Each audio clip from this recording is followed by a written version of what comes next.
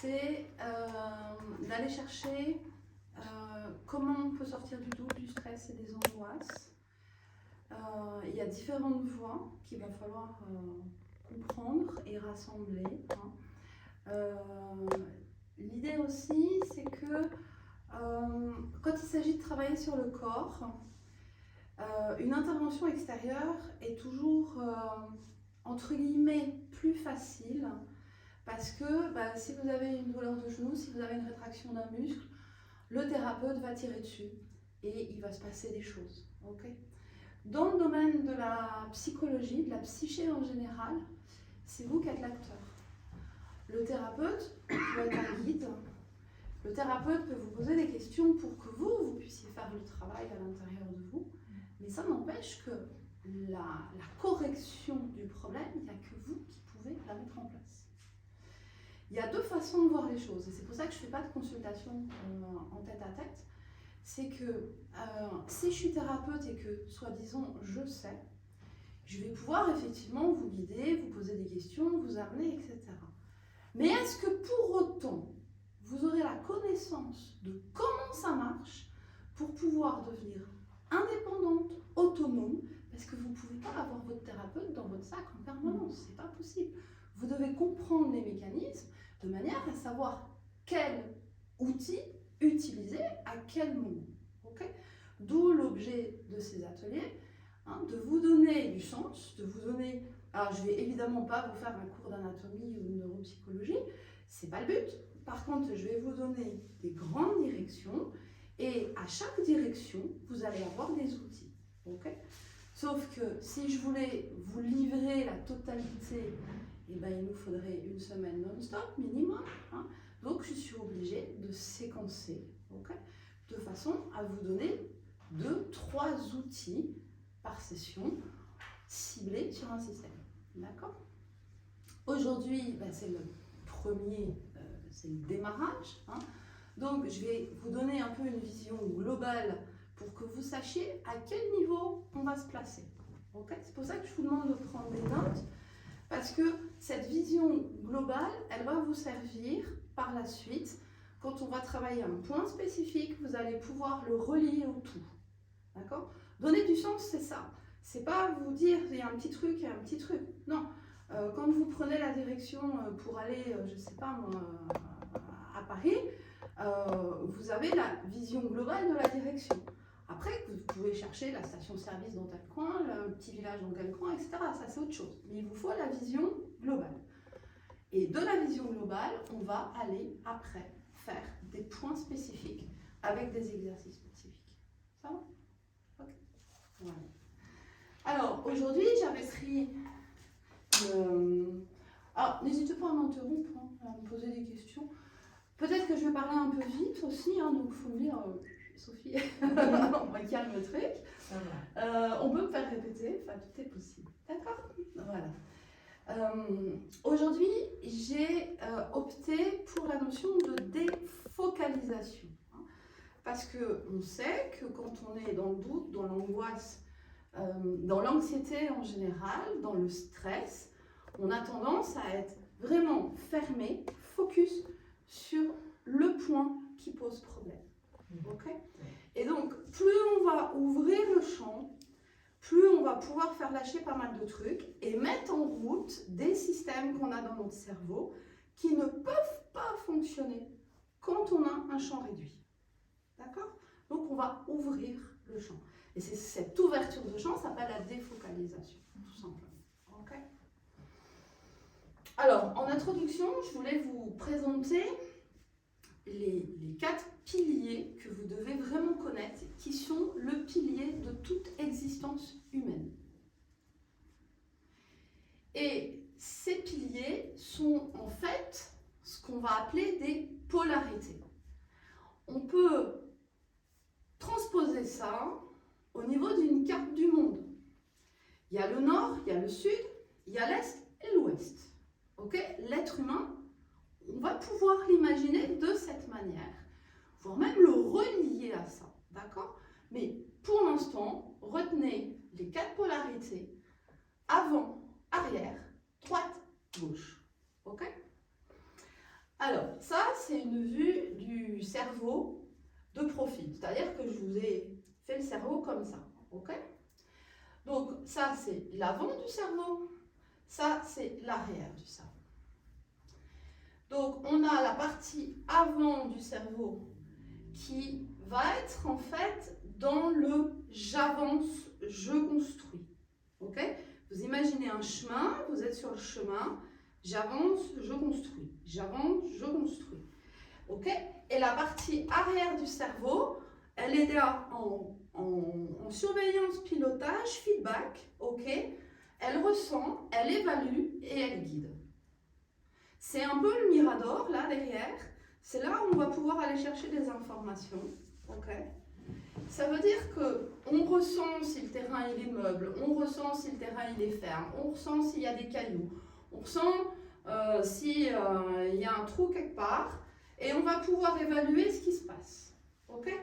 Donc, cette polarité avant-arrière, hein, ce binôme, vous permet finalement d'avancer sur votre chemin en sécurité. Et ça, j'insiste. Une des causes de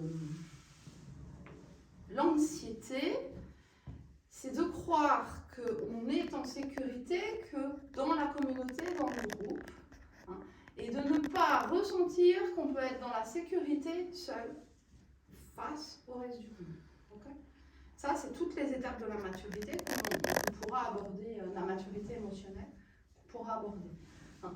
Avec un flux, donc si on prend ce qui se passe au niveau du cerveau, vous vous doutez bien que ça se répartit dans tout votre corps. Hein. C'est pas juste dans votre cerveau que vous vivez, hein. Vous vivez dans tout votre corps.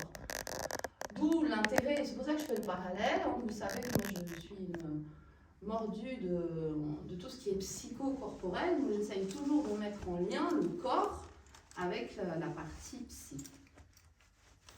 Hein, donc on a des énergies montantes et des énergies descendantes qui fonctionnent au niveau du corps. Ça, on aura l'occasion d'en reparler quand on travaillera la position du corps pour aller chercher ces piliers-là. Deuxième couple de polarité, c'est droite-gauche. Donc là, c'est le cerveau vu de face. Ok? Donc, ligne médiane, et ça, tout le monde en a entendu parler. Le cerveau droit et le cerveau gauche. Je tiens juste à faire une petite précision là-dessus. C'est qu'on entend trop souvent dans les magazines et dans voilà, je dirais dans l'air du temps, que les femmes ont un cerveau droit créatif, etc., qui est très développé. Les hommes, ils ont un cerveau gauche, machin. Et donc, on associe ces histoires d'hémisphères au genre. Alors, vous oubliez ça. Ça ne repose sur absolument rien.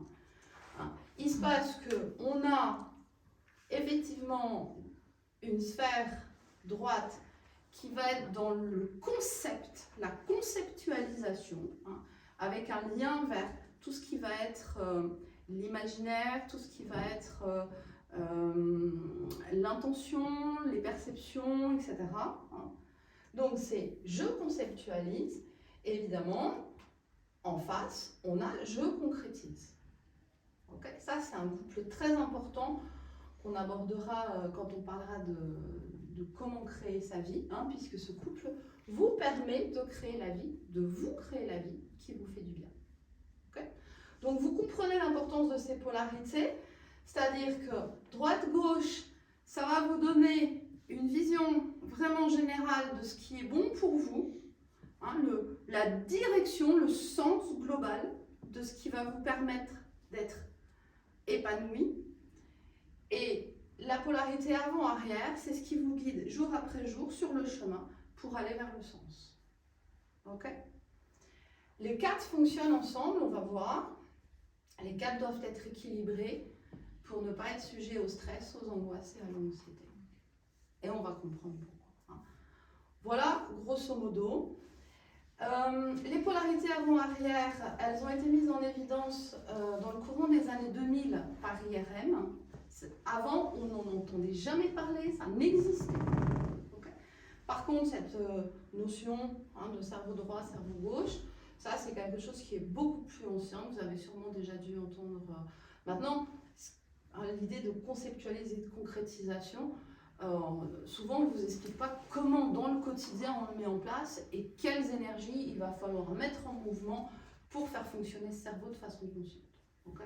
Donc en fait, grosso modo, vous utilisez plus ou moins tout ça, sauf que c'est dans l'inconscience. Vous ne savez pas le maîtriser. Vous n'avez pas l'expertise et la maîtrise pour pouvoir définir clairement ce que vous allez faire dans votre journée, comment vous allez réagir face à telle situation. Okay. Ça va jusque-là? Alors, toutes ces polarités reposent évidemment sur des réseaux de neurones et sur des aires corticales, des aires de cerveau, des morceaux de cerveau. Okay. Donc, vous devez connaître le premier réseau, qui est le réseau qu'on dit exécutif. Okay. Le réseau exécutif, il est là. C'est le préfrontal. Ok? Vous allez comprendre pourquoi quand vous êtes stressé, vous avez mal au crâne. Lui, il s'occupe de tout ce qui va être cognitif. Vous comprenez le mot cognitif? Donc tout ce qui va dans le sens de la réflexion, mais la réflexion quand même à haut niveau, pas quelles chaussures je vais mettre aujourd'hui. C'est lui qui prend en charge tous les phénomènes d'attention. Donc, concentration, attention, etc. C'est ce réseau-là. La mémoire de travail.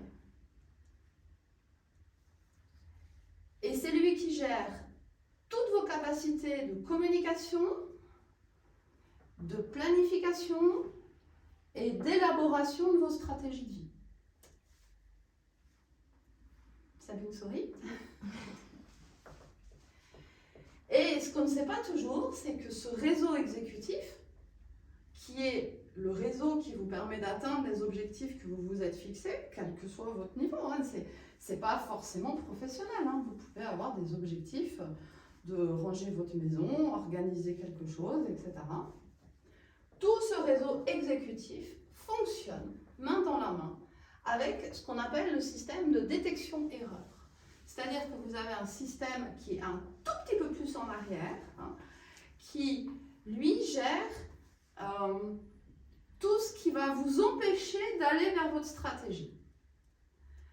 C'est-à-dire qu'en fait, c'est un système de qui-vive, c'est un système qui est en éveil et qui va dire ouais, attention là, attention là, attention là, attention là. Okay. Et ce système de détection d'erreur, il est relié, et parce que ça en fait partie, l'amygdale cérébrale. L'amygdale cérébrale, je ne sais pas si vous en avez déjà entendu parler, c'est un pilier de la gestion des émotions. Puisque quand l'amygdale cérébrale est activée, eh bien, il va se passer énormément de choses dans votre corps. Comment l'amygdale cérébrale est activée? Dès qu'il y a une émotion forte. Dès qu'il y a une émotion que vous n'arrivez pas à gérer, l'amygdale cérébrale se met en mouvement. Ça fait partie du cerveau moyen, qu'on appelle le cerveau limbique. Okay. Et donc, quand l'amygdale est stimulée, il va y avoir dans tous les muscles de votre corps de l'adrénaline qui va venir s'y mettre. Il y a une décharge d'adrénaline dans vos muscles. Et cette décharge d'adrénaline dans vos muscles donne vos crispations, vos tensions musculaires. Pourquoi? Parce que l'amygdale cérébrale dit à tout le reste du corps, attention danger. Soit face au danger, on attaque, donc il faut avoir des muscles pleins de force pour pouvoir attaquer. Soit on part en courant, on prend la fuite, donc il faut avoir des muscles prêts à partir en courant. Soit on fait comme certains animaux, on se paralyse et on essaye de disparaître de la circulation. Et cette paralysie demande aussi une action musculaire. C'est pour ça qu'il y a une imprégnation d'adrénaline dans vos muscles.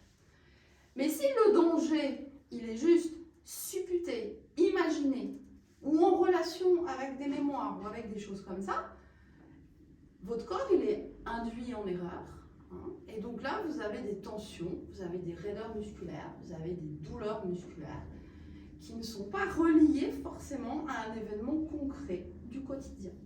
Donc ça, il faut le savoir. Okay. D'autre part, quand l'amygdale cérébrale se met en mouvement, elle vient chanter carrément le cerveau pensant. On ne peut plus penser quand on est en stress. Oui. Impossible. Non. Et c'est physiologique. Et si, quand vous êtes en stress, vous avez des pensées qui arrivent, ne surtout pas les croire. Parce que vous comprenez qu'avec ce système-là, vous êtes dans un phénomène instinctif. Et là, c'est le cerveau le plus profond, c'est le cerveau archaïque, ce qu'on appelle le cerveau reptilien, qui fonctionne. Ce qui veut dire que vous êtes dans action-réaction.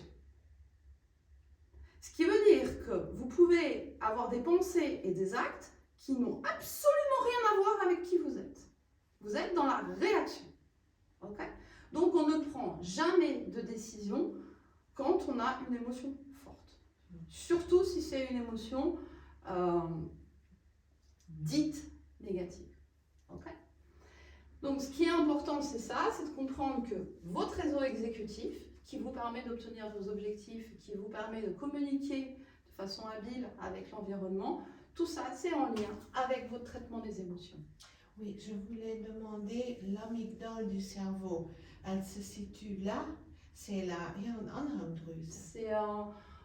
C'est une toute petite glande qui est au milieu du cerveau, mais ça n'a rien à voir avec hypophyse, épiphyse, etc. Non, ça n'a rien à voir. Elle s'appelle l'amygdale cérébrale. C'est vraiment j'ai jamais entendu ça. Voilà, hein.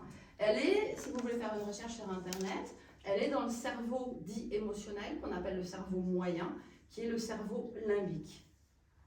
Voilà. Et c'est un élément très très important dans tout ce qui est survie. Survie de l'animal, survie de l'être humain. C'est vraiment ce qui nous permet de nous protéger. Oui. Mais parfois, voilà, ça s'emballe un peu trop, surtout si on n'a jamais appris à traiter ses émotions. Okay. Donc vous voyez déjà, rien que dans cette première phase, l'énorme importance du traitement de l'émotion, hein, dans le fonctionnement du réseau exécutif préfrontal. Okay. Et comme vous pouvez très vite verser dans l'action-réaction, ce système il va s'emballer. C'est-à-dire que vous allez toujours chercher à en faire plus, à en faire plus, à en faire plus, à en faire plus. Et on arrive à la fatigue mentale. D'accord ? Fatigue mentale, c'est aussi quand on dit « je n'ai plus d'espace mental ». Je n'ai plus... Dès qu'il y a une tâche qui m'apparaît, dès qu'il y a j'ai un truc à faire, je crois que je ne vais jamais y arriver. Ça, c'est très angoissant. Ça, c'est générateur de doute, c'est générateur de stress. Hein. On emballe le stress. Fatigue mentale, parce qu'en fait, le système détection erreur, il mange énormément d'énergie quand elle est activée. Cette fatigue mentale arrive aussi parce que ce cerveau-là, vous l'avez complètement envahi par plein d'objectifs différents que vous mettez tous au même niveau. Je dois me brosser les dents, je dois prendre ma douche, en même temps je dois faire mon sac, et puis il y a le rapport que je dois finir de taper, plus ça, ah puis j'ai pas été faire mes courses pour demain, et puis ci, et puis ça, etc. Tout ça, plus la charge du boulot, plus les enfants, plus les parents, plus les grands-parents, plus tout le monde, ça fait que on n'a pas de ce qu'on appelle priorisation. Okay. Donc, vous comprenez déjà que la fatigue mentale, c'est un traitement des émotions qui n'est pas honnête et une notion de priorisation qui n'existe pas dans votre vie. Du moins, pas de manière assez consciente et pas de manière assez structurée pour vous éviter cette fatigue mentale. Et la fatigue mentale vous donne ce sentiment d'impuissance où tout vous paraît énorme. Pourquoi ? Parce que ça va jouer sur la biochimie de votre corps. Hein. On va avoir une augmentation de l'hormone du stress, donc le cortisol, avec quelques douleurs associées. Et puis on va avoir une diminution du bien-être parce qu'il y a une diminution de la sérotonine. Donc, ça vous donne des difficultés d'adaptation, c'est-à-dire que vous avez 4 rendez-vous prévus, et mince, il y en a un 5e qui arrive, et là, celui-là, il est trop, vous n'arrivez pas à vous adapter. Alors, vous culpabilisez, ça vous stresse, vous ne savez plus quoi en faire, etc. Et alors là, il y a tout un système qui se met en place derrière. Et puis, perte de capacité cognitive, ça je l'entends, souvent on me dit, mais j'arrive plus à apprendre. Ou alors, j'ai un problème de mémoire, je lis les choses, et puis je suis obligée de les relire 10 fois, parce que je n'ai pas imprimé. Et vous voyez que tous ces symptômes, toutes ces petites choses qui dans la vie vous disent, voilà, j'ai ça, puis j'ai ça, puis encore ça, et puis ça, en fait, c'est ni plus ni moins la même chose. Et ça n'a qu'une seule cause. Donc, c'est pas vous qui avez perdu des neurones, c'est pas vous qui êtes devenu asocial, c'est pas vous qui n'êtes plus en capacité, c'est juste que le système, il est saturé. Ça va? Des questions? Vous vous reconnaissez dans certains trucs? Il y a des choses? Oui. Ouais. Le deuxième réseau, donc là on était sur le réseau antérieur, par rapport à ma première slide, c'était la partie antérieure du cerveau. Il y a un deuxième réseau, celui qui a été découvert il y a très très peu de temps, qui s'appelle le réseau du mode par défaut en neurosciences. Donc le réseau du mode par défaut, il est beaucoup plus médian au niveau du cerveau et postérieur.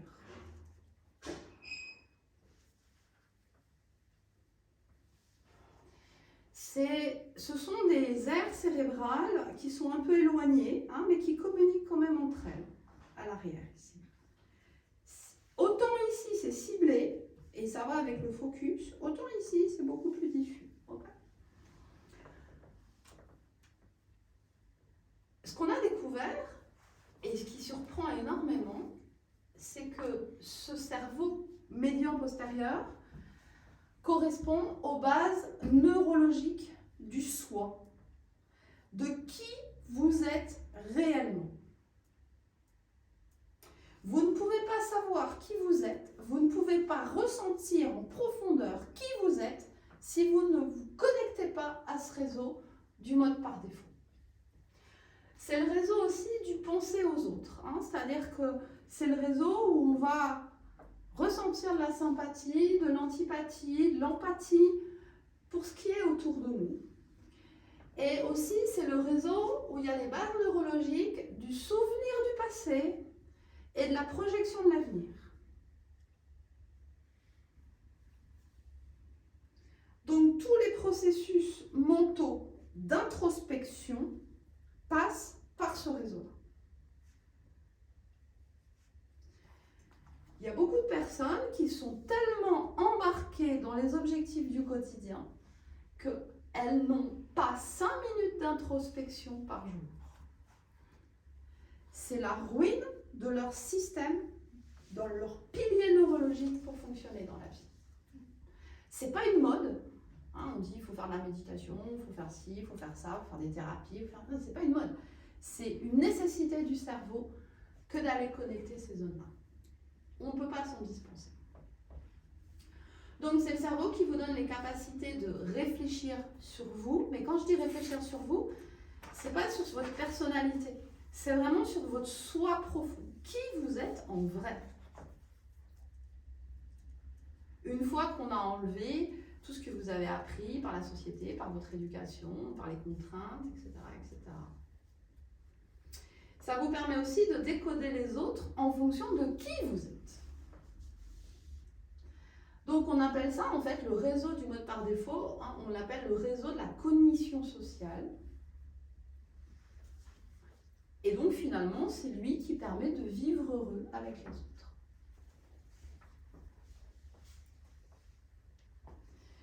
Quand ce système ne va pas bien, quand il n'est pas équilibré, quand vous n'en êtes pas consciente, que vous ne travaillez pas, il s'emballe et il donne les ruminations mentales.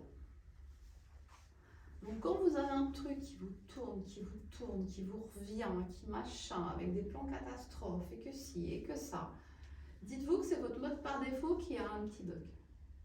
Donc ça veut dire que là, vous avez des outils reliés à ça, que vous allez pouvoir mettre en place à ce moment. Donc dans les ruminations, on met aussi la notion d'apathie, c'est-à-dire que il y a une espèce de lenteur à se mettre en mouvement. On est dans sa tête, on n'arrive pas à être dans le concret, on n'arrive pas à être en lien, il y a quelque chose qui comme si on n'arrivait pas à accrocher à la vie. On regarde passer la vie, mais on ne vit pas. La notion de doute et la notion de paralysie, c'est-à-dire qu'on se sent pas capable.